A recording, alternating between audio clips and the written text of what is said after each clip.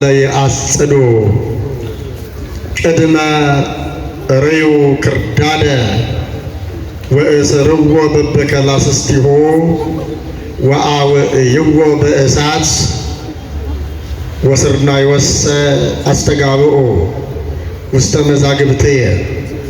ክቡራን መምህራነ ወንጌል፣ ክቡራን ዘማሪያን፣ በዚህ ሰዓት ከታላቁ ሰማዕት ከቅዱስ ጊዮርጊስ በረከት ቃል ኪዳን ጸሎትና ምልጃ ለማግኘት ከሩቅና ከቅርብ ተሰባስባችሁ በዚህ የተቀደሰ ስፍራ ላይ እግዚአብሔርን ደጅ እየጸናችሁ ያላችሁ አባቶቼ ምዕመናን፣ እናቶቼ ምዕመናት፣ ወንድሞች እህቶች፣ ሁላችሁም ይህ ድምፅ የሚሰማችሁ አምላካችን እግዚአብሔር በሰጠን ፍጹም ሽንገላ በሌለበት ሰላምታ ሰላም እላችኋለሁ። እንደምን ዋላችሁ? እንደምን ዋላችሁ? እንደምን አመሻችሁ? እንደምን ሰነበታችሁ? አሜን። አምላካችን አባታችን ንጉሳችን መድኃኔ ዓለም ኢየሱስ ክርስቶስ ከብዙ መሰናክል ለይቶና አውጥቶ በዚህ የተቀደሰ ስፍራ ተገኝተን እንድናመሰግነው ቃሉን እንድንሰማ ስለጠራን ስለመረጠን በኃጢአታችን ሳያርቀን በፍቅር ስቦ ደግሞም ኃጢአታችንን ምክንያት በማድረግ ሳያጠፋን እድሜ ለንስሐ ጨምሮ ሰጥቶ ይህንን ዕለት እንድናይ እዚህ ቀን ላይ እንድንደርስ ስለረዳን ለአባታችን ለፈጣሪያችን ለንጉሳችን ለልዑል እግዚአብሔር ክብርና ምስጋና ይሁን። አመስግኑት እስኪ። ለማመስገን በቂ ምክንያት አለንኛ። እግዚአብሔርን ለማመስገን የጎደለውን ከማየት የሰጠንን ማየት በቂ ስለሆነ ዛሬ መድረሳችንና ንጹሕ አየር መተንፈሳችን ራሳችንን ችለን መቀመጣችን ራሳችንን ችለን መራመዳችን በቂ እግዚአብሔርን እንድናመሰግነው ያደርገናል። ቸርነቱን እያሰብን እናመሰግነዋለን። ስለዚህ ለስም አጠራሩ ክብርና ምስጋና ይሁንልን።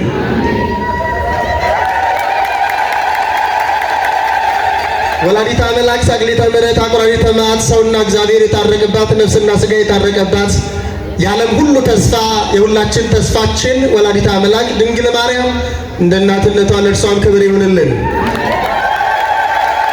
ቅዱሳን መላእክት፣ ጻድቃን፣ ሰማዕታት እግዚአብሔር አምላካችን ባከበራቸው በሰጣቸው ጸጋ መጠን ለእነርሱም ክብር ይሁንልን። በዚህ ቀን የምናስበው የልዳ ኮከብ የልዳ ፀሐይ ታላቁ ሰማዕት መክብበ ሰማዕታት ቅዱስ ጊዮርጊስ በረድኤት በቸርነት የሃይማኖትን ጽናት እንዲያሳትፈን መልካም ፈቃዱ ይሁንልን። የትምህርታችን መነሻ የሚሆነው በማቴዎስ ወንጌል ምዕራፍ 13 ቁጥር 30 ላይ ያለውን ቃል መነሻ አድርገን እግዚአብሔር አምላካችን በኔ አድሮ እንዲያስተምረን ሁላችንንም መልካም ፈቃዱ ይሁንልን። ሁላችንም ተማሪዎች ነን። እንደምታውቁት እግዚአብሔር ነው አስተማሪ። አውቋል፣ በቅቷል፣ ነቅቷል፣ ተራቋል የምንለውም ሰው ላይ ሆኖ የሚያድር እግዚአብሔር ነው። በታናናሽ ሰዎችም የሚያስተምር እግዚአብሔር ነው። ልዩነቱ አንዳችን እንቆማለን፣ ሌሎቻችን እንቀመጣለን። አስተማሪው ግን እግዚአብሔር ብቻ ነው፣ የእግዚአብሔር ልጆች። ስለዚህ እግዚአብሔር እንደሚያስተምር አምነን መነሻ ርዕሳችን ህድግዎሙ ይልሃቁ ህቡረ እስከ ጊዜ ማይረር እስከ መከር አብረው ይደጉ። ቃሉን አብራችሁኝ በሉ። እስከ መከር በሉ። እስከ መከር አብረው ይደጉ። እስከ መከር አብረው ይደጉ።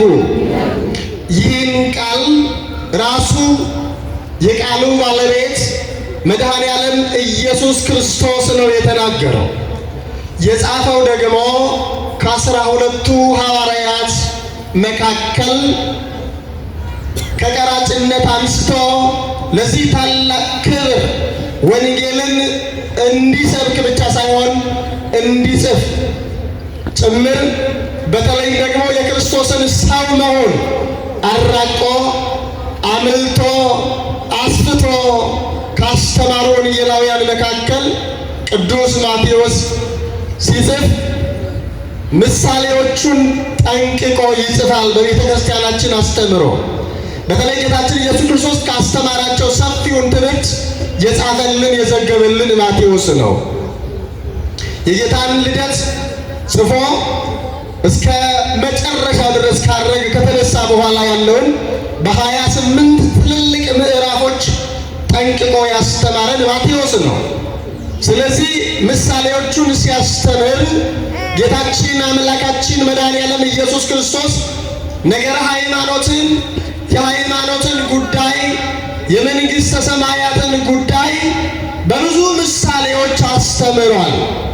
በተለይ መንግሥተ ሰማያት ሕገ ወንጌል በብዙ ነገር እንድትረዳንና እንድትገባን ከገባን በኋላ እንድንኖርላት ሲል በብዙ ምሳሌ ያስተምሯል። በምሳሌ ወንጌልን ያስተማረበት ትልቁ ምክንያት እኛ ወንጌልን ተረድተን እንደነ ቅዱስ ጊዮርጊስ እንደ ሰማዕታቱ ባላውያን ነገሥታት ፊት ባላውያን መኳንንት ፊት ቆመን ከክርስቶስ ውጭ አምላክ የለም እንድንልና እንደ ጻድቃን ደግሞ ጣዕመ ዓለምን ረስተን ምድረ ገሃነምን ጠልተን ጣዕመ መንግሥተ ሰማያትን አጣጥመን ለመንግሥተ ሰማያት እዚሁ ምድር ላይ ያለን መስራት እንድንችል ብዙውን በምሳሌ አስተምሯል። እግዚአብሔር አምላካችን መድኃኔዓለም ኢየሱስ ክርስቶስ እያንዳንዳችን ውስጥ ገብቷል።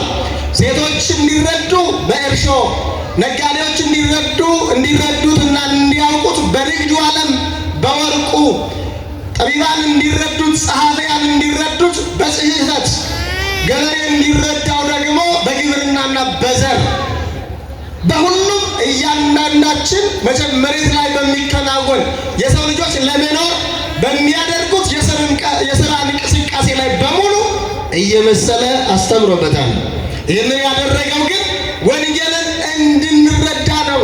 እንዲህም ሆነ እንኳን ብዙ በፊታችን ወንጌልን በቃል ሳይሆን በሕይወት፣ በቃል ሳይሆን በደም፣ በቃል ሳይሆን ሥጋቸው እየተተፈተፈ እየተቆረጠ አጽቃጽቃቸው እየተቆረጠ ወንጌልን የሰበኩልን ሰማዕታት በፊታችንም ኖሮ መረዳት እጅግ በጣም በተለይ አሁን ባለንበት ዘመን ከብዶናል። በጣም ነው ያሳዝነው። ወንጌል ከጥንቱ ይልቅ አሁን ተራቆ ይሰበካል። እንደምታዩት ቅርብ ያለ እንዲህ ቁጭ ብሎ ይማራል። የራቀ ደግሞ ዘመኑ ባመጣው ቴክኖሎጂ ወንጌልን ይሰማል። የምናፈራው የሃይማኖት ፍሬ ግን በጣም ያነሰ የመነመነ ነው። እግዚአብሔር ይርዳን። በእውነት አሁን በዚህ ዘመን እንደው ወንጌልን አላውቅም፣ አልተሰበኩም፣ አልተረዳውም የሚል ሰው ያለ አይመስለኝም።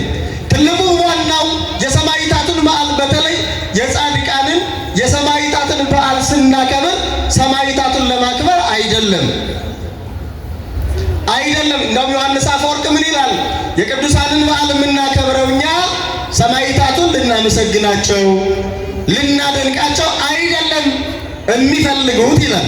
ታዲያ ምንድን ነው የሚፈልጉት ካልከኝ፣ እነሱ እንድታመሰግናቸው አንተ እንድታደንቃቸው አይፈልጉም። ምክንያቱም በመዋቴ አንደበት እንዲደነቁ በመዋቴ አንደበት እንዲመሰገኑ አይፈልጉም። እግዚአብሔር በመላእክቱ ፊት ያደንቃቸዋል፣ በመላእክቱ ፊት ያመሰግናቸዋል። ታዲያ ምንድን ነው የሚፈልጉት ያልከኝ እንደሆነ እንድትመስላቸው ነው ይላል። ምን እንድትላቸው? እንድትመስላቸው። በምን? በተጋድሎ፣ በመጾም፣ በመጸለይ፣ በፍቅር፣ በምናኔው እንድትመስላቸው ነው የሚፈልጉት ነው የሚለው። ስለዚህ እንድንረዳት በምሳሌ ካስተማራቸው ምሳሌዎች መካከል በማቴዎስ ወንጌል 7 ምሳሌዎችን አስተምሯል። በማቴዎስ ወንጌል ምዕራፍ 13 ከቁጥር 1 ጀምሮ በአንዱ ምዕራፍ ውስጥ 7 ምሳሌዎችን አስተምሯል። ስንት ምሳሌዎችን? በአንዱ ምዕራፍ ውስጥ 7 ምሳሌዎችን። ለምንድን ነው እነዚህን ምሳሌዎች ያስተማረው? አስፍቶ ያስተማረው? ቅዱሳን ሐዋርያት ጠይቀውት ነበረ። የመጀመሪያው ምሳሌ ዘመነ ክረምቱን ቤተ ክርስቲያናችን ልዩ ናት። እንደምታውቁት ዝም ብሎ እንደመጣለት ማንም ሰው ተነስቶ አያስተምርም። በወቅቱ ቤተክርስቲያን ባስቀመጠችው ቤተክርስቲያን በለካችለት ልክ ያስተምራል። ዘመነ ክረምት ሲሆን ከዘመኑ ጋር የሚሄድ በዘር በተለያዩ ነገሮች ያስተምራል እንጂ ዝም ብሎ አውቃለሁ ብሎ እሱ የሚያውቀውን አያስተምርም። ለምን ከተባለ ሁሉ በስርዓት ሁሉ በሕግ ስለሆነ ማለት ነው። በቤተ ክርስቲያኒቱ ሕግና ስርዓት ያላት ስለሆነች፣ ስለዚህ ዘመነ ክረምቱን በተመለከተ የምንማረው በተለይ የመጀመሪያው ምዕራፍ ላይ አመወፃ ይዝራ ዘራይ ዘርን ሊዘራው ወጣ ይላል።